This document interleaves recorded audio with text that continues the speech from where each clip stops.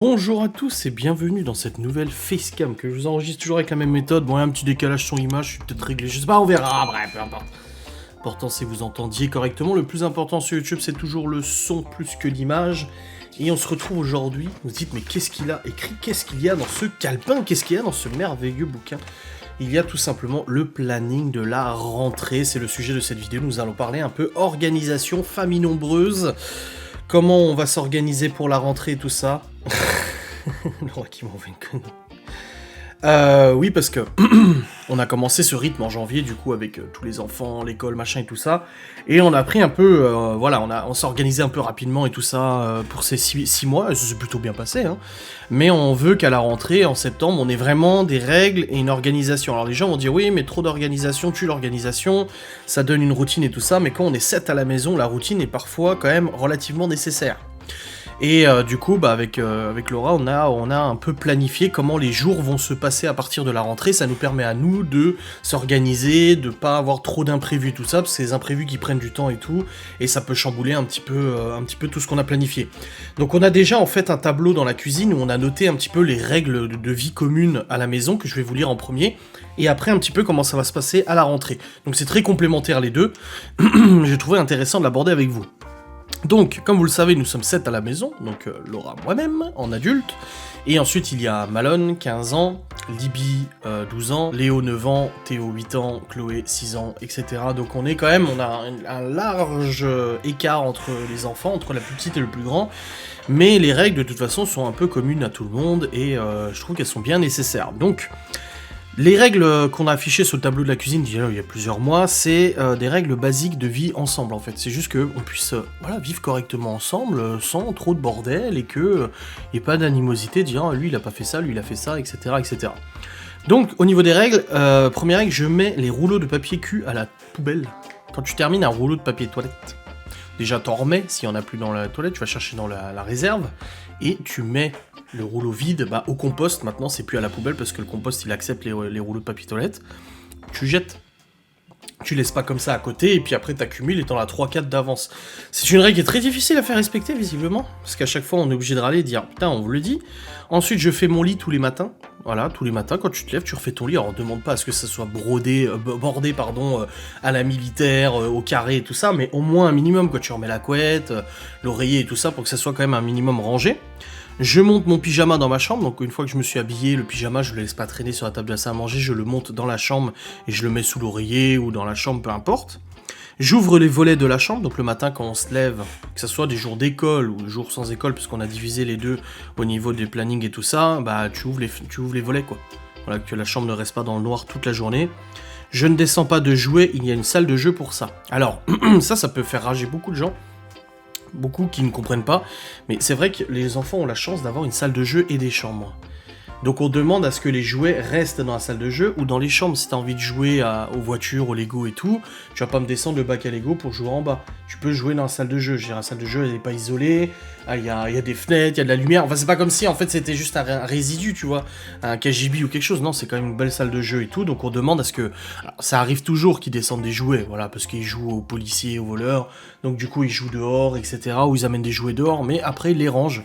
Je trouve ça un petit peu normal. Donc on essaie d'éviter qu'il y ait des jouets partout dans la maison, sachant qu'il y a une salle de jeu. Encore qu'il n'y avait pas de salle de jeu, à la limite je veux bien, ou comme moi quand j'étais gamin la salle de jeu était au sous-sol, et du coup souvent je montais des jouets ou je les mettais dans ma chambre, mais là il n'y a pas trop de raison. Quand j'ai fini de jouer, je range. Bon ça c'est une règle assez basique, t'as fini de jouer, par exemple tu passes 1 heure à faire des Lego, t'as fini, tu les ranges, tu les laisses pas traîner par terre ou quoi que ce soit. Ensuite en rentrant de l'école, je range chaussures, manteaux et sacs d'école. Oui, c'est pas tu rentres, t'enlèves tes chaussures dans l'entrée, tu les laisses là, ton manteau tu jettes sur le bac à pelets, expérience vécue, si je le dis c'est qu'on le sait. Donc on demande à ce qu'ils les rangent, il y a des porte-manteaux, il y a des rangements qui ont été fabriqués par un ami de Laura pour les chaussures, voilà, tout peut être rangé sans problème. Je fais mes devoirs et prépare mon sac d'école tous les soirs. Donc ça c'est les règles un petit peu de vie de base. Après, comme j'ai déjà expliqué, on ne demande pas aux enfants de faire du ménage ou des trucs comme ça. Des fois, ils aident à mettre la table, à débarrasser la table. Ça, il y en a un qui met la table et tout le monde débarrasse sa table, chacun ses affaires. On essaie de leur dire de mettre dans le lave-vaisselle parce que généralement ils posent ça dans l'évier. On dit bah non, si le lave-vaisselle il est vidé, tu peux le mettre dans le lave-vaisselle comme ça plus vite. Tous des petits trucs comme ça, voilà, qui sont pas exceptionnels. que moi-même je ne faisais pas quand j'étais gamin, mais qui sont bien. Ensuite, on passe maintenant à l'organisation de la semaine d'école. Alors, il faut savoir que les enfants ont l'école le lundi, mardi, jeudi, vendredi pour les petits. Libby et Malone ont lundi, mardi, mercredi, jeudi et vendredi. Voilà. On ne connaît pas encore les horaires de Malone et de Libby, mais voilà, ce sera des horaires un peu standards comme il y a eu l'année dernière et tout ça, donc ça changera pas trop. Il faut savoir que Léo et Théo sont dans la même école, dans le même établissement, qui est à 2 pas de la maison, et que Chloé reste dans... En fait, la maternelle où elle était, la classe de CP reste dans le même bâtiment que les maternelles, et c'est le village d'à côté, donc elle prend le bus le matin et elle prend le bus le soir. Donc ils ont des écoles séparées. Encore Léo, Théo et Chloé ne sont pas dans la même école. L'année prochaine, Léo sera en CM2, Théo sera en CM1 et Chloé sera en CE1, donc ils seront tous dans le même établissement, mais c'est pas encore le cas. Le collège de Libby est situé juste à côté aussi à pied, à 5 minutes à pied. Par contre, Malone, lui qui était au collège ici, va devoir aller au lycée à Saint-Dié, donc il y a de la route, soit bus, soit voiture, mais du coup il n'est plus dans le, dans le même village, pardon. Donc pour Laura, tout d'abord, donc Laura, son quotidien et voilà les jours d'école, en tout cas principalement, elle se lève à 7h, elle se prépare, se maquille, machin et tout ça, elle prépare sa gamelle avec sa bouffe et tout, avec la superbe thermos chauffante que j'avais achetée qui marche très bien. Et elle part à 7h50, 7h55 au boulot, 8h quand elle est vraiment le short, elle part à 8h pour aller au travail. Et elle y reste toute la journée, elle rentre pas à midi, rien du tout, elle a sa gamelle et tout ça. Elle rentre ensuite aux alentours de 17h30, 17h45, ça dépend des fois, où elle discute un petit peu des trucs comme ça. Et ensuite, si j'ai pas préparé le repas, c'est elle qui prépare le repas, ça dépend. Des fois j'ai le temps de le préparer avant, pendant que les enfants font leurs devoirs, je prépare à manger, je les aide en même temps, ou alors des fois je le fais pas parce que je fais autre chose, et du coup quand elle rentre à 17h30, 17h45, elle prépare le repas. Ça dépend, quand c'est des trucs qui sont longs à préparer, généralement je le fais avant, sinon c'est elle qui le fait. Ensuite, on mange à 18h30 et à 19h, Laura du coup s'occupe du ménage depuis dès 19h et préparation des sacs, des cahiers, genre les cahiers de correspondance, des trucs à remettre dans le sac et tout, et des vêtements pour le lendemain. Elle prépare les vêtements des enfants pour le lendemain. Comme ça, le matin quand ils se lèvent, hop, ils peuvent tout de suite mettre les fringues que Laura leur a préparées. Alors, Libby, non. Libby, elle choisit ses fringues, voilà, son âge, Malone aussi. Mais encore pour Léo, Théo, Chloé, Laura, généralement, elle prépare. Bon, elle leur demande et tout si ça leur va, mais si ça leur va, s'ils aiment bien, mais généralement, c'est elle qui les prépare. Pour les enfants, c'est un lever à 7h30 du matin, 7h30, 7h35. Je pourrais les lever plus tard que ça, mais j'aime pas courir le matin. J'aime pas être à la bourre. Généralement, on est toujours largement à l'avance à l'école, donc au moins facilement 5 voire 10 minutes d'avance à l'école. Mais voilà, moi je n'aime pas être en retard, donc je préfère l'élever à 7h30 et qu'on ait de la marge plutôt que l'élever à 7h45 et puis de courir. On fait son lit, on s'habille, on déjeune, bien évidemment comme ils ont toujours fait. Et ensuite on part à 8h15 de la maison pour aller à l'école. Alors qu'on prenne la voiture ou qu'on y aille à pied, on part à 8h15, si on y va à pied on arrive à 8h20, si on est en voiture un petit peu avant, c'est pour ça on a toujours 5-10 minutes d'avance. J'essaie de prendre la voiture le moins possible, donc quand il fait...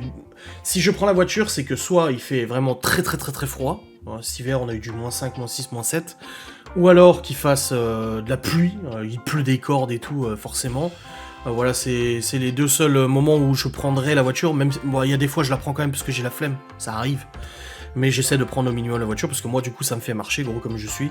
Et puis ça économise du gasoil, et puis ça pollue moins la planète, et toutes ces conneries et tout ça.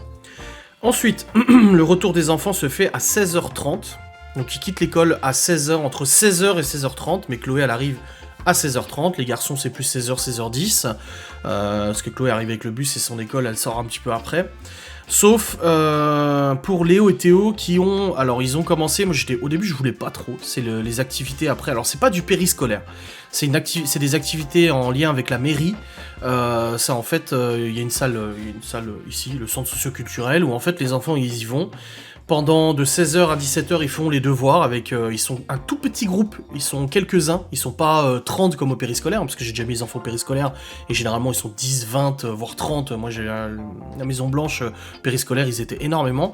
Non, là c'est vraiment un tout petit groupe, c'est des places limitées, c'est pour ça qu'il faut les inscrire à l'avance pour l'année. Et en gros, pendant 1 heure, ils font les devoirs avec un animateur.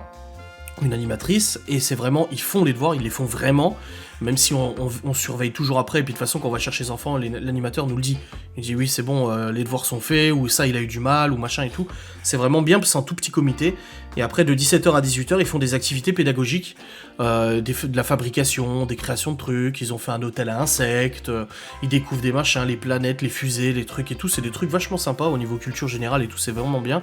Alors l'année dernière, Léo et Théo étaient dans le même groupe, parce que c'était CE1, CE2, et là cette année Léo et Théo seront pas dans le même groupe, parce que c'est CE1, CE2, CM1, CM2, donc normalement si ça reste comme l'année dernière, Théo il aura le lundi, jeudi, et Léo il aura le mardi, vendredi. Ils seront dans 2 groupes séparés, c'est pas plus mal je trouve, comme ça voilà, les 2 frères sont séparés, et puis ça permet peut-être à... Parce que ils se mêlent toujours des affaires de l'un et de l'autre, ouais mon frère il a dit ça, machin, lui, ça, que ce soit Léo ou Théo, et je trouve que du coup c'est pas plus mal, donc du coup bah toute la semaine en fait il y aura à récupérer soit Théo, soit Léo avec Chloé et tout. Libby elle quitte le collège à 16h30 et elle rentre à la maison 16h35, hein, c'est très rapide, et pas de soucis. Malone de son côté, oui quand ils ont les activités c'est jusqu'à 18h. Malone de son côté, départ, alors il partira probablement avec Laura le matin. Chez son père, je sais pas comment ils vont s'organiser, s'il l'emmènera et tout, parce que les bus c'est un peu le bazar ici. Mais en tout cas, la semaine où il est là, c'est Laura qui partira avec lui le matin pour aller au travail, bah elle le déposera, c'est sur sa route. Et le soir, pareil, elle ira le chercher au lycée et elle le ramènera du coup à la maison, c'est sur sa route. Ça lui évite le bus parce que je crois qu'on sait pas encore ses horaires, mais s'il quitte à 17h et qu'il prend le bus, il sera pas rentré avant 18h, voire plus, facilement, donc ça lui fait gagner un petit peu de temps, même 15-20 minutes, c'est toujours ça, hein, le soir. Donc le soir de 16h30 à 16h45 c'est le goûter. Donc bon moi je prenais pas de goûter quand j'étais gosse. Mais bon là il y a goûter de 16h30 à 16h45. Ensuite de 16h45 à 17h30 c'est les devoirs. Donc forcément il y a des devoirs à faire hein, de tous les enfants. Chloé aussi va y aller du coup avec le CP. Elle va avoir des devoirs. Donc pendant ce temps généralement je prépare à manger, je range la cuisine. Je fais des trucs en même temps qu'ils font les devoirs. Comme ça je viens les aider. Je reste pas assis à côté d'eux tout le temps parce que ils arrivent, ils sont en autonomie, ils arrivent à faire le devoir. Mais quand ils ont une difficulté, je viens. Et puis en parallèle, du coup, je prépare à manger, ou il y a toujours des trucs à faire et tout. Ensuite, de 17h30 à 18h, c'est les douches. Alors, 5 enfants à prendre les douches, donc c'est l'un après l'autre, hein, forcément. Léo, tu vas en premier, ensuite Théo, ensuite Chloé, je lui donne la douche, ensuite Libby, ensuite Malone, etc. On veut qu'avant le repas, ils aient tous pris leur douche. Alors, quand c'est proche de l'été, c'est un peu différent, parce qu'ils aiment bien jouer dehors après. Mais généralement, voilà, je sais qu'avant les vacances, là, en mai-juin, quand il faisait beau, ils prenaient leur douche après, manger, parce que du coup, ils jouaient dehors et tout. Mais voilà, généralement, c'est les douches, et après, divertissement jusqu'au moment de manger, à 18h30. Sachant qu'on a décidé que les jours d'école, donc lundi, mardi, jeudi, vendredi, il n'y avait ni tablette, ni console, machin. Bon, on n'a pas beaucoup de tablettes, on en a une, c'est celle de Léo, qu'il avait récupérée de sa maman. Mais sinon, les autres n'ont pas de tablette et tout ça, mais il n'y a pas de console, pas de jeux vidéo. La télé, oui, mais pas de console, pas de jeux vidéo et tout ça, les jours d'école. Avant, c'était une demi-heure les jours d'école et 2 heures les jours où il n'y avait pas école. Maintenant, c'est même plus du tout. Parce qu'on s'est rendu compte qu'en fait, une demi-heure, ça passait tellement vite. À chaque fois, on est obligé de regarder la montre. Merde, ça fait une demi-heure. Et en plus, ils veulent tous jouer. Donc, c'est l'un après l'autre, l'un après l'autre, l'un après l'autre, l'un après l'autre. Et en plus de ça, les jours d'école, ça excite les jeux vidéo. Donc, on a dit, ils ont des bouquins, ils ont du coloriage, ils ont des jouets plein salle de jeu, ils ont plein de choses à faire. Donc, ils pourront faire sans la console les jours d'école. Voilà. Ensuite, 18h30, c'est le repas. Généralement, on met une demi-heure à manger à peu près. Et après, à 19h, c'est rangement, salle de jeu, chambre. Parce qu'ils ont joué avant, et il faut ranger, c'est normal. Avant de se coucher, on aime bien que les chambres et la salle de jeu soient rangées. C'est une question de respect pour tout le monde. Malone, ça sera plus les devoirs. Il est au lycée maintenant, donc forcément, il aura des devoirs. Vu qu'il rentre vers 17h45, 17h30, il rentre, le temps de prendre sa douche et tout. Il aura peut-être pas forcément le temps tout de suite de faire tous ses devoirs, donc il aura sûrement des devoirs après. Et après, c'est divertissement calme jusqu'au coucher. Voilà, c'est un divertissement calme, c'est-à-dire qu'on va pas jouer au chat et la souris dans la maison à courir partout ou quoi que ce soit. Il y a des Lego, il y a des coloriages, il y a des jouets divers et variés, des trucs de construction. Les enfants, ils ont des petites voitures, des trucs comme ça. Voilà, c'est pas des trucs, on va se courir après dans la maison ou quoi que ce soit. C'est, voilà, on se repose un peu.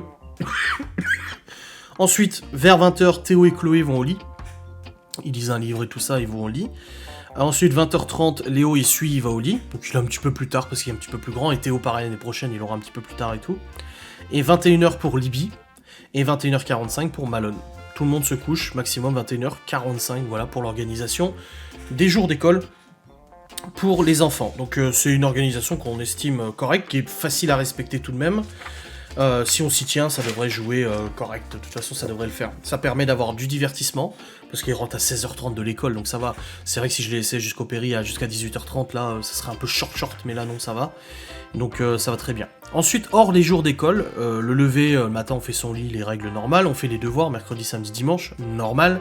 Et les jours hors école, donc mercredi, samedi, dimanche, il y a 2 heures de console ou tablette maximum par enfant. Voilà, ils ont 2 heures max. De toute façon, on a sur tablette, téléphone, on a des bloqueurs, donc ça bloque les temps d'activité et tout ça. Et pour la console, bah, on surveille, hein, on sait que oui, tu peux jouer à la console. Et le truc, c'est qu'ils ont pris le pas un peu, parce qu'ils s'organisent maintenant, et généralement, ils font 1 heure. Ah bah ça fait 1 heure, j'arrête, comme ça, il me reste encore du temps pour tout à l'heure et tout ça. Donc 2 heures, c'est quand même très bien, voilà, c'est plutôt pas mal. Et ils ont d'autres choses qu'ils peuvent faire et tout. Alors après, les jours où il pleut vraiment, en hiver, ils peuvent pas sortir, etc. Peut-être qu'on allonge un petit peu, mais c'est très léger, quoi. Et mercredi, samedi, c'est les activités extrascolaires, forcément, s'il y en a. Alors, au niveau des activités extrascolaires, on ne sait pas encore. Malone, il voulait refaire du basket. Libby, elle a l'art plastique, le jeudi, qu'elle veut continuer à faire, donc c'est très bien, elle a raison. Voilà, art plastique. Et au niveau activité sportive, pas forcément envie de faire quelque chose. Malone du basket, il avait parlé, donc à voir si c'est possible, surtout qu'au lycée, il doit avoir des trucs et tout ça. Ensuite, Léo et Théo, ils voulaient, alors on peut pas tout faire. Au niveau du temps, la semaine, on peut pas tout caler. Mais au niveau sport, Léo, pas plus que ça. Théo, vite fait, du judo, des trucs comme ça. Mais par contre, ils ont une demande qu'ils avaient formulée du coup depuis un petit moment. S'ils venaient vivre ici, c'était qu'ils voulaient faire des cours de piano et de batterie. Donc Léo du piano et Théo de la batterie. Sachant qu'on a une batterie ici et tout ça, et un piano aussi. Moi, j'ai rien contre ça. Je trouve que c'est très bien parce que la musique, ça permet de s'épanouir pour les enfants. Je trouve ça très très bien. C'est une bonne idée. Et du coup, au niveau des cours, on a la chance en fait une fois par semaine qu'il y ait le conservatoire de Saint-Dié qui vienne donner des cours de solfège et d'instruments dans notre village. Donc je pense que je vais regarder pour inscrire Léo et Théo au solfège, parce que pour moi j'ai appris la musique, la guitare, machin et tout ça, j'ai appris sur le tas, j'ai pas fait de solfège. Maintenant je suis en train d'apprendre pour le piano un petit peu tout ça, le solfège et tout. Et je trouve que c'est une base, le solfège de toute façon. Et ensuite se balancer sur la batterie et sur le piano, donc on verra ça à la rentrée, s'ils refont encore le conservatoire et tout ça. Je crois que c'était le mercredi il me semble, pour faire des petits cours de musique et tout ça, je trouve vraiment très très sympa. Après pour Chloé, piscine, Chloé sa piscine, elle veut retourner à piscine, c'est bien, donc on verra pour faire ça le mercredi comme on avait fait du coup l'année dernière avant le confinement et tout ça, pour qu'ils fassent leurs activités et tout. Et puis après, les jours où il n'y a pas d'école, c'est la routine standard, douche, repas, dodo et tout ça. Voilà un petit peu pour l'organisation de notre petite famille nombreuse. J'espère que cette vidéo vous aura fait plaisir, vous aura peut-être éclairé sur certaines choses, donné peut-être des idées. N'hésitez pas à réagir en commentaire pour me dire ce que vous en pensez, ce que vous prévoyez pour votre famille, si vous êtes famille nombreuse ou pas famille nombreuse, peu importe, ça ne change rien de toute façon. Je vous remercie de regarder cette vidéo, j'espère qu'elle vous a plu, je vous fais des bisous, je vous dis à très vite, salut.